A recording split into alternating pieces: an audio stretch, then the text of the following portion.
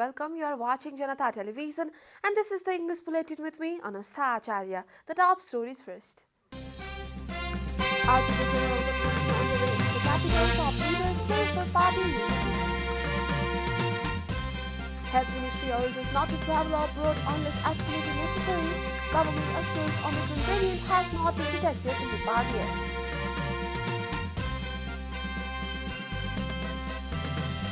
As the switches to lottery system to assign benches for hearing, legal practitioners say that move will promote a fair practice.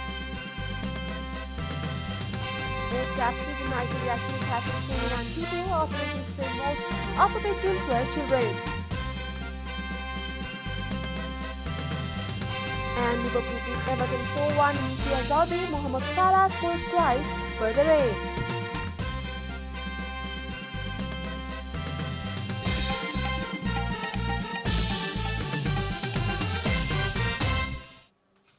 And now the news in detail. The General Convention of Rashtriya Prajatantra Party kicked off yesterday with the agenda to restore monarchy. Addressing the General Convention, top leaders of the party pledged not to allow the party from splitting this time. A report. Leaders of Rashtriya Prajatantra Party affirmed that the General Convention of the party was held for unity. Addressing the General Convention, Chairperson Pashupati Shamsher Rana informed that he was not filing candidacy for the post of party chair in order to keep the party intact. He also requested both candidates, Kamal Thapa and Rajendra Lingden, to forge consensus to select party chair this time. Another chairperson of the party, Dr. Prakash Chandra Lohani, believed that he was confident that this General Convention would end groupism in the party and make it united. He reminded the divine thoughts of the late King Prithvi Narayan Saha, saying they helped unite Nepal. He spoke against foreigners entering Nepal in the name of religious promotion. Dr. Lohani expressed concern that no party did politics for development. According to him, Nepal's economy can get a boost through tourism promotion by declaring Nepal a Hindu state. Another chairperson of the party, Kamal Thapa, stressed the need for adopting the policy of national unity and reconciliation propounded by BP Koirala in 2033 BS. Founder chairperson of the party and former Prime Minister Lokendra Bahadur Chand reminded that people were dissatisfied with political parties. The General Convention of the party that will run for 3 days will elect a new leadership of RPP. The inaugural session and closed session were held itself yesterday. Chairman of the ruling CPN Unified Socialist, Madhav Kumar Nepal, has urged the Rashtriya Prajatantra Party not to push back the process of change in the country. Addressing the General Convention of RPP that kicked off yesterday, Chairman Nepal suggested the party to move ahead by respecting the aspirations of the people. Former Prime Minister Madhav Kumar Nepal viewed all parties' attention should be centered on country and people. Unity among major political parties could be formed for strengthening nationality, democracy and social justice, he added. On the occasion, chairperson of CPN Maoist Centre and former Prime Minister Pushpa Kamal Dahal said that national unity was the need of the hour. Unity of all political parties on common national issues is required despite ideological differences, he reiterated. Senior Vice Chairman of the main opposition party, CPN-UML, Ishwar Pokhrel has accused the government and the ruling five-party coalition for undermining the country's national pride and sovereignty.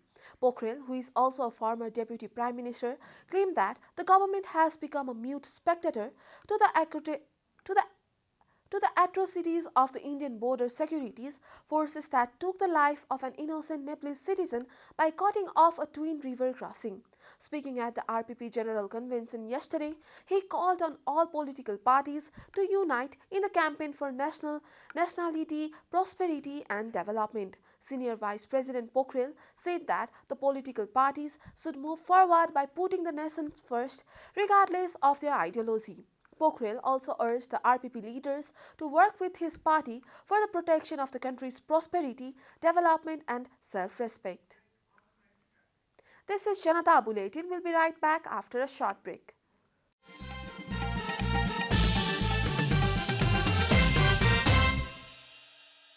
Welcome back after the break. We continue with other national news. Ministry of Health and Population has appealed to one and all not to consider travelling abroad unless absolutely necessary. The appeal was made in the wake of the spread of the Omicron variant of COVID-19 in various countries. Urging all Nepalis to observe precaution against COVID-19, the ministry said that the Omicron variant has not been detected in Nepal yet. The monitoring and testing of this new variant has been expanded, said Joint Spokesperson at the Ministry Dr. Samir Adhikari. Issuing a press statement yesterday, Dr. Adhikari said that the new variant is very contagious and it would infect people of any age group. The Omicron variant was first detected in African countries some days ago and has been expanding rapidly across South Africa and Asia lately. The WHO has declared the new variant as a universal variant of concern. The ministry has also urged one and all to get vaccinated against coronavirus infection. The Supreme Court has started a lottery system to assign benches for hearing cases from yesterday. The practice is historic in Nepal's judiciary. Though the lottery draw 11 benches, including 9 division benches and 2 single benches, were formed yesterday at the Apex Court to hear different sorts of cases. Senior advocate Dr. Chandrakant Gyawali welcomed the new practice of the lottery system at the Apex Court. The practice would obviously promote fair hearing as an alternative to the automation system as the Sri Lanka and in the European nations. Earlier, the SC had been recommended to go for the automation system. On Tuesday, Nepal Bar Association welcomed the decision to switch to the lottery system for assigning the benches for the hearings. However, some legal practitioners believe that this is not an ultimate means to promote impartial hearing. A full court of the SC judges, including the Chief Justice, on December 24 had decided to opt for the lottery system for the hearing from December 1. And now the news from economic front.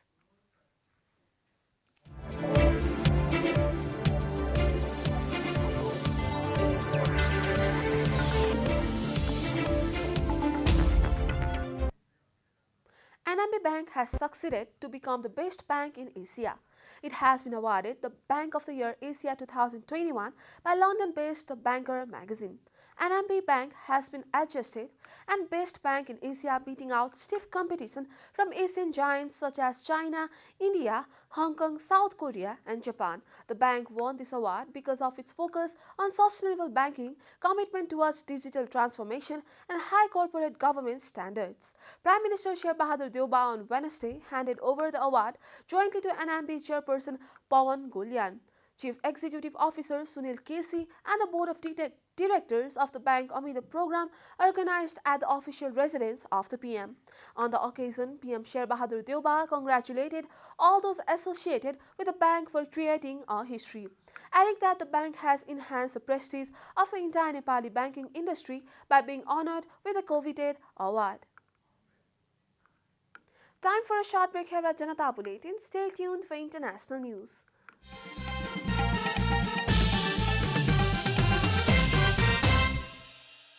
Welcome back. Now the international news.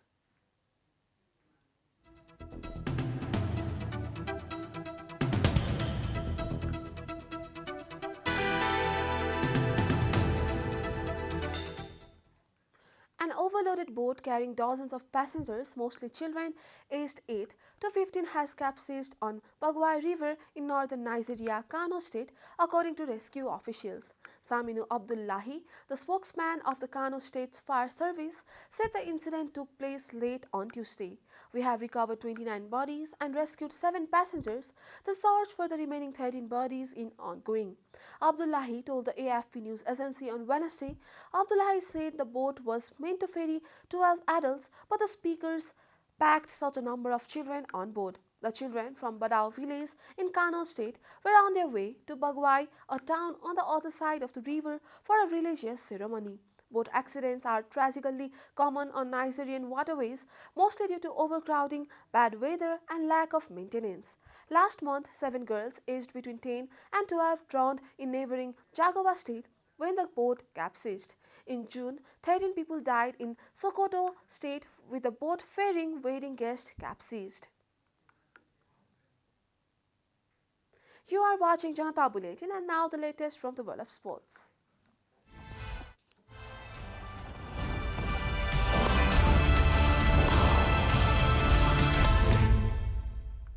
Liverpool increased the scrutiny in former manager Rafael Benitez as they cruised to an easy Merseyside derby win over Everton at Goodison Park. Jurgen Klopp's side had won only one on the previous 9 visits to Everton, but a blistering start put them in cruise control as Jordan Henderson scored with a composed finish after 9 minutes before setting Mohamed Salah clear to beat Jordan Pickford 10 minutes later. Everton, having been outclassed for the first half, gave themselves hope when Demarai Gray ran onto Richardson's pass to beat Alisson 7 minutes before the break.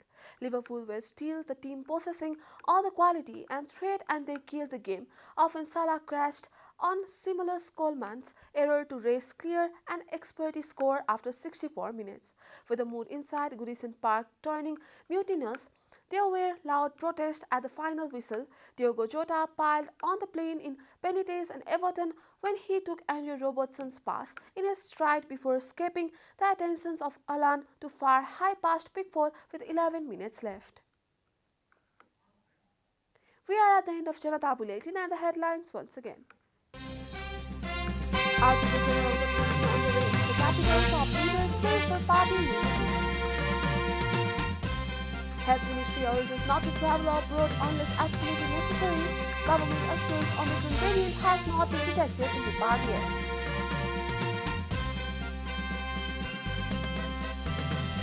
As the switches to lottery system to assign benefits for hearing, legal practitioners say that move will promote a fair practice. Both capsules in Nigeria case have 29 people. Authorities say most of the victims were children. And Liverpool beat Everton 4-1 in EPL derby. Mohamed Salah scores twice for the Reds.